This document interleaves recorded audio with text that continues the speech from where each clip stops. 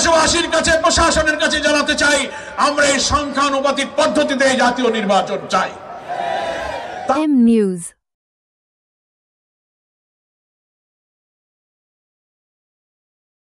আমরা আমাদের সোনার ছেলেরা যে 2000 ছাত্র জীবন দিল, 4000 ছাত্ররা আহত হলো, তাদের এই রক্তেই জীবনের ঋণ আমাদের শোধ করতে হবে, হবে কিনা বলেন? সেই ঋণ ওরা তো আর এই নতুন বাংলাদেশ দেখে যেতে পারলো না।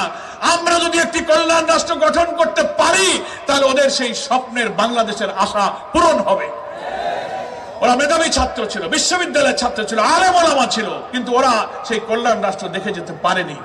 আমাদেরকে তাই নতুন রাষ্ট্র গঠনের জন্য অন্তর্বর্তীকালীন সরকারের প্রধান ডক্টর প্রফেসর ইউনূসকে আমরা বলেছি, আপনি নির্বাচনকে নিরপেক্ষ করার জন্য যতটুকু সংস্কার প্রয়োজন অতটুকু সংস্কার করে আপনি নির্বাচনের জন্য একটি রোড ম্যাপ ঘোষণা করুন। সেই নির্বাচন হবে নিরপেক্ষ, কেয়ারটেকার সরকারের অধীনে হবে এবং সংখ্যানুপাতিক পদ্ধতিতে প্রপোর্শনাল রিপ্রেজেন্টেশন যেটাকে বলা হয়, পিআর পদ্ধতি। আধুনিক বিশ্বের অনেক গণতান্ত্রিক দেশে সবচেয়ে পদ্ধতি হচ্ছে উপযোগী। এখানে পার্লামেন্টে উপযুক্ত যোগ্য প্রতিনিধিত্ব হয়, যোগ্য পার্লামেন্টারিয়ানরা আসে, আসনে আসনে ভোট কাটা মাসেল কালো টাকার খেলা চলে না, ব্যক্তি প্রার্থী হয় না, দলের পক্ষে ভোট দিয়ে কোন দল কত ভোট পাবে সেই হারে সেই দলের ততজন এমপি নির্বাচিত হবে। আমরা আজকে গণমাধ্যমের মাধ্যমে সারা দেশবাসীর কাছে প্রশাসনের কাছে জানাতে চাই আমরা এই সংখ্যানুপাতিক পদ্ধতিতে জাতীয় নির্বাচন চাই, তাহলে যোগ্য লোকেরা এখানে আসতে পারবে।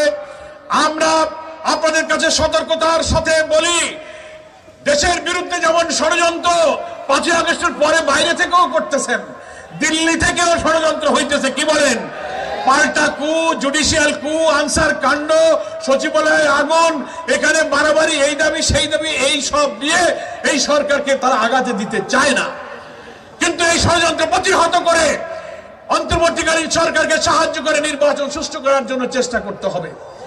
আর দেশের বিরুদ্ধে শুধু ষড়যন্ত্র হচ্ছে তা না, এখন আবার নতুন করে জামাত ইসলামের বিরুদ্ধে ষড়যন্ত্র শুরু হয়েছে, টের পাইতেছেন তো? আর ষড়যন্ত্রকারীরা কেউ কেউ এমন ভাবে কথা বলে, এমন ভাবে সমালোচনা করে, আওয়ামী লীগের লোকেরা যে ভাষায় কথা বলতো, যে ভাষায় সমালোচনা করত, সেই আওয়ামী স্টাইলে আমাদের বিরুদ্ধে কথা শুরু হয়েছে। তাহলে বোঝা যায় যারা কেউ কেউ এই বিরোধিতা করেন তাদের সাথে কাদের যোগাযোগ, কি তাদের উদ্দেশ্য। আবার কেউ পতিত ফ্যাসিস্টদেরকে আবার রাজনীতিতে সুযোগ করে দিতে চান আপনারা। আমরা যেন সজাগ থাকি।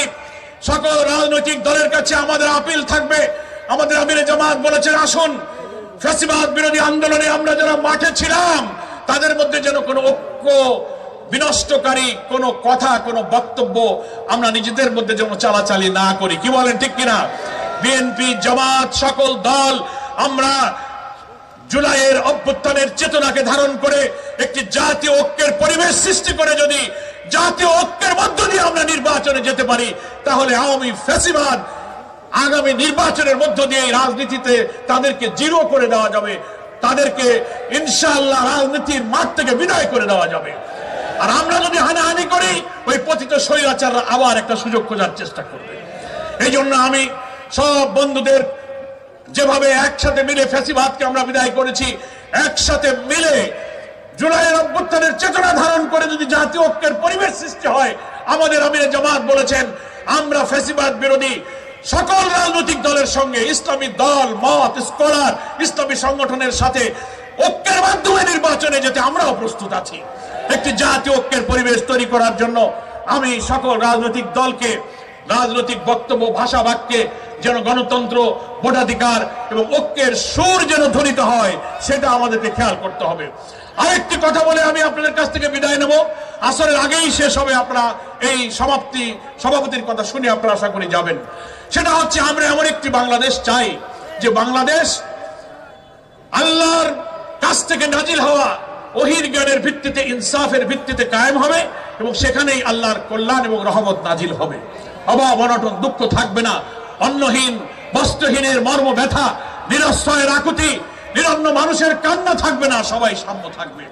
আল্লাহ কোরআনে বলেছেন ওয়ালাউ আন্না আহলাল কুরা আমানু ওয়াত্তাকাউ লাফাতাহনা আলাইহিম বারাকাতিন মিনাস সামাই ওয়াল আরদ। আল্লাহ বলছেন কোন জনপদের মানুষ যদি আল্লাহর উপর ঈমান এনে আল্লাহকে ভয় করে, আল্লাহকে ভয় করে অর্থ হলো প্রেসিডেন্ট, প্রধানমন্ত্রী, DC, SP, police, UNO, chairman, member, সকল মানুষ তার দায়িত্ব পালনে আল্লাহকে কৈফিয়ত দেওয়ার ভয় করবে। একটা টাকা চুরি করে আল্লাহ আমাকে পাকড়াও করবেন, এই তাকওয়া, এই ভয়ের ব্যাপারে আল্লাহ বলেছেন আমানু ওয়াত্তাকাউ, ঈমান আনার পর আল্লাহকে ভয় করে যদি রাষ্ট্র গঠন করতে পারো, লাফাতাহনা আলাইহিম বারাকাতিম মিনাস সামাই ওয়াল আরদ, আকাশ এবং পৃথিবীর সমস্ত বরকতের দরজা সেই জাতির জন্য খুলে দেওয়া হবে। আমরা সেই বরকতের বাংলাদেশ চাই, সমৃদ্ধ বাংলাদেশ চাই, সুজলা সুফলা শস্য শ্যামলা নদীমাতৃক এই বাংলাদেশ যদি চুরি, দুর্নীতি, লুটপাট, অনাচার, পাপাচার বাদ দিয়ে আল্লাহকে ভয় করে শাসন কায়েম হয়, সেই বাংলাদেশেই শান্তি বিরাজ করবে। হিন্দু, মুসলিম, বৌদ্ধ, খ্রিস্টান মিলেমিশে আমরা থাকব।